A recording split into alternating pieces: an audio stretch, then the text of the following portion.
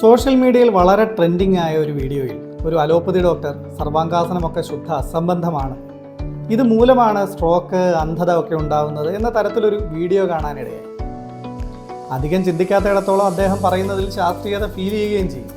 എന്നാൽ ചിന്തിച്ചാലും ഏത് കാലത്തും മനുഷ്യൻ ജീവിച്ചിരുന്നത് മരം കയറിയും ചാടിയും തലകുത്തിമറിഞ്ഞും ഓടിയും ഒക്കെ തന്നെയാണ്. ഒന്ന് തലകുത്തിക്കിടന്നാൽ അന്ധനാവുന്ന, കുച്ചിയും കുത്തി നിന്നാൽ സ്ട്രോക്ക് വരുന്ന, ഷുഗറുള്ള, ദുർമേധസ്സുള്ള, തുമ്മിയാൽ തെറിക്കുന്ന ആരോഗ്യമുള്ള ഒരു ജനതയെ സൃഷ്ടിച്ചത് വഴിതെറ്റിയ ജീവിതശൈലിയും ആരോഗ്യ സംസ്കാരവുമാണ്. തെറ്റായ വഴിയിലൂടെ ആരോഗ്യത്തോടെ നടക്കണമല്ലോ. ഈ ആവശ്യത്തിൽ നിന്നും ആവണം കഴിഞ്ഞ ഒരു നൂറ്റാണ്ടിനിടയിൽ യോഗാസനങ്ങളുടെ എണ്ണവും വർദ്ധിച്ചത്. ഓടിയും ചാടിയും മരം കയറിയും ഇര തേടിയും ആരോഗ്യത്തോടെ നടന്ന മനുഷ്യനെ ആസനമെന്ന ക്യാപ്സ്യൂൾ കൊണ്ട് പുനഃസൃഷ്ടിക്കാനുള്ള ഒരു ശ്രമം, തുമ്മിയാൽ തെറിക്കാത്ത ആരോഗ്യമുള്ള ഒരു ജനതയെ ഈ കാലഘട്ടത്തിലും സൃഷ്ടിക്കാനുള്ള ശ്രമം. സർവാംഗാസനം ചെയ്യാൻ പാടില്ലാത്ത ഒരുപാട് അവസ്ഥകളുണ്ട്. സർവാംഗാസനത്തിന് മാത്രമല്ല, എല്ലാ ആസനങ്ങൾക്കും ഇങ്ങനെയുണ്ട്. യോഗ ചെയ്യാൻ തുടങ്ങിയ ആദ്യ ദിവസം തന്നെ ആരും സർവാംഗാസനമൊന്നും ചെയ്യുകയുമില്ല. അതൊരു അഡ്വാൻസ്ഡ് ആസനമാണ്.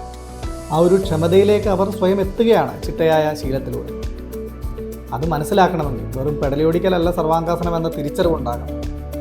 സർവാംഗാസനത്തിൻ്റെ ഹെൽത്ത് ബെനിഫിറ്റ്സിനെ കുറിച്ച് ധാരാളം പഠനങ്ങൾ നടന്നിട്ടുണ്ട്. തലച്ചോറിൻ്റെ ആരോഗ്യത്തിനും ഹൃദയത്തിൻ്റെ ആരോഗ്യത്തിനും ബ്ലഡ് പ്രഷർ റെഗുലേറ്റ് ചെയ്യുന്നതിനും വളരെ പോസിറ്റീവായ കോൺട്രിബ്യൂഷൻ സർവാംഗാസനം ചെയ്യുന്നുണ്ട് എന്ന റിസർച്ചുകളിൽ നിന്ന് വ്യക്തവുമാണ്. സർവാംഗാസനം ചെയ്തു തുടങ്ങി സ്ട്രോക്ക് വന്ന അല്ലെങ്കിൽ അന്ധത ബാധിച്ച ആർക്കെങ്കിലും അറിയാമോ? പക്ഷേ വികലമായ ഇത്തരം ഈഗോയിസ്റ്റിക്കായ ആധുനിക ചികിത്സാ രീതി മൂലം നിത്യരോഗികളായ ഒരുപാട് ആളുകളെ എന്നും നമുക്ക് ചുറ്റും കാണാൻ സാധിക്കും. മനുഷ്യനെ മനസ്സുള്ള, ജീവനുള്ള, സ്വയം വളരുന്ന, സ്വയം മുറിവുണക്കാൻ കഴിയുന്ന, ചിന്തിക്കുന്ന ഒന്നായി മനസ്സിലാക്കാൻ കഴിവില്ലെങ്കിൽ അവരുടെ ചിന്തകൾക്ക് മുകളിലുള്ളതെല്ലാം അസംബന്ധവുമാണ്, അപകടവുമാണ്.